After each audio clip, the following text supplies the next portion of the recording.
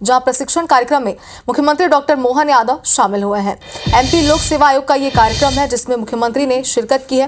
राज्य सेवा अधिकारियों के प्रशिक्षण कार्यक्रम का शुभारंभ किया है। संचालक प्रशासन अकादमी श्री खान, कार्यक्रम में उपस्थित सभी संकाय सदस्य, गणमान्य अतिथि एवं उपस्थित ऑफिसर ट्रेनिंग प्रशिक्षु अधिकारियों, आप सभी का बहुत बहुत स्वागत है। मिशन कर्मयोगी के माध्यम से हमारा लक्ष्य ऐसे मानव संसाधन तैयार करना है जो भारत के विकास को गति देंगे। ये प्रधानमंत्री का मंतव्य है और इस फाउंडेशन कोर्स के अंतर्गत हम इस लक्ष्य को पूरा करेंगे। 2025 बैच के राज्य सेवा के अधिकारियों में उप जिला अध्यक्ष 25 अधिकारी हैं, उप पुलिस अधीक्षक के 22 अधिकारी हैं तथा राजस्व विभाग नायब तहसीलदार के 36 अधिकारी हैं। तो देखिए, राज्य सेवा अधिकारियों के प्रशिक्षण कार्यक्रम का शुभारंभ आज हुआ है। दीप प्रज्वलन के साथ मुख्यमंत्री डॉक्टर मोहन यादव ने इस कार्यक्रम की शुरुआत की है। तस्वीर आप देख पा रहे हैं। एमपी लोक सेवा आयोग का ये बेहद ही महत्वपूर्ण और अहम कार्यक्रम है जिसमें मुख्यमंत्री डॉक्टर मोहन यादव शामिल हैं और सभी को इंतजार है जब उस कार्यक्रम को संबोधित करेंगे। तो संबोधन में कई महत्वपूर्ण बातें मुख्यमंत्री यहां पर कहते हुए नजर आएंगे। लेकिन जैसा कि हर कार्यक्रम की शुरुआत दीप प्रज्वलन के साथ होती है, तो दीप प्रज्वलन के साथ इस कार्यक्रम की शुरुआत हुई है। राज्य सेवा अधिकारियों के प्रशिक्षण कार्यक्रम का शुभारंभ हुआ है।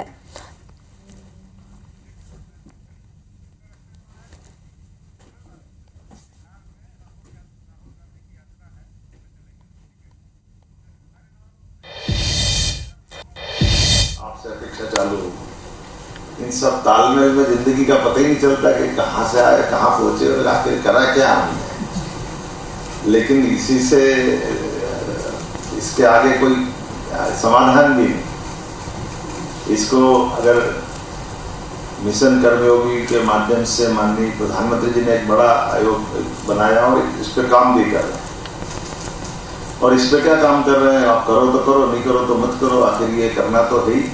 इससे बाहर कौन आएगा। बड़ा मजेदार कई प्रकार से इसको समझने समझाने का प्रयास करें, जैसे आपको ध्यान में आएगा कि हम आखिर ये क्या, हम क्या करने आए, हमारा करने कराने का ये जो सिलसिला ईश्वर ने जो दिया तो वो किस प्रकार से दिया है। सरल भाषा में कभी कभी लगता है कि हम ईश्वर की संतान है तो हमारे अच्छे बुरे का परिणाम भी ईश्वर पे आना चाहिए। ईश्वर पे दिया उनने तो वो आप मान के चलते हैं कि हमारे शरीर में आत्मा है तो आत्मा में परमात्मा भी है, परमात्मा की हम देन है। तो आत्मा और परमात्मा की देन के बीच में हम अगर कुछ कर रहे हैं तो अच्छा करेंगे तो भी ईश्वर हमको अपने इस अभियान में सहभागी मानना चाहिए, और बुरा करेंगे तो भी ईश्वर पे दोष आना चाहिए। ईश्वर कैसे बच सकता है, ये मन में प्रश्न आता है तो ध्यान में आता है कि ईश्वर उसमें कैसे बच के निकलता है। गीता में भगवान कृष्ण ने 16वें अध्याय में बहुत अच्छे से समझाने का प्रयास किया। मैं भावार्थ बता, जैसे जल से बर्फ बनता है, जल से जब बर्फ बन जाता है तो फिर बर्फ में जल नहीं होता है क्या, बर्फ सॉलिड हो गया, फिर बर्फ पिघलेगा तो जल आ जाएगा।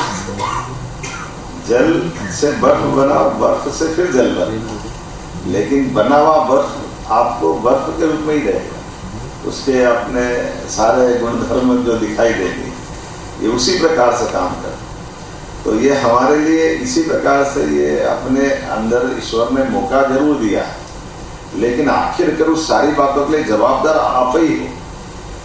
आपको इससे मुक्ति नहीं मिल सकती। ईश्वर उसमें केवल आपको जल से बर्फ बनाने की प्रोसेस में जल से बर्फ बनने का अवसर दे रहा है, लेकिन उसके बाद वापस जल बनना है। तो एक तरह से जब आपका इस प्रशिक्षण की अवधि में जब अपने शिक्षण सारे पूरे हो गए, कोई एमए करा होगा, कोई जिस प्रकार से पीजी और यूजी करके आप आए, लेकिन ये जिंदगी का नया अध्याय लिख रहा है। अब आप बर्फ बनने की स्थिति में आ गए और इस बर्फ के आधार पर आप अपनी अपनी जिंदगी की इन सारी, जैसे मैंने पहले थोड़ा सा इसके बारे में बताने का प्रयास किया, उन सब में आपकी अपनी भूमिका होगी। अच्छे परिवार के सदस्य के नाते से भी आपकी अपेक्षा होगी, अच्छे कुशल अफसर। ये सबसे पहले तो खुद से खुद को ही जानना जरूरी। हम कभी कभी ये भूल ही जाते हैं कि हम क्या है। हमारे परिवार का संबंध कितना कितना चलेगा, कैसे कैसे चलेगा।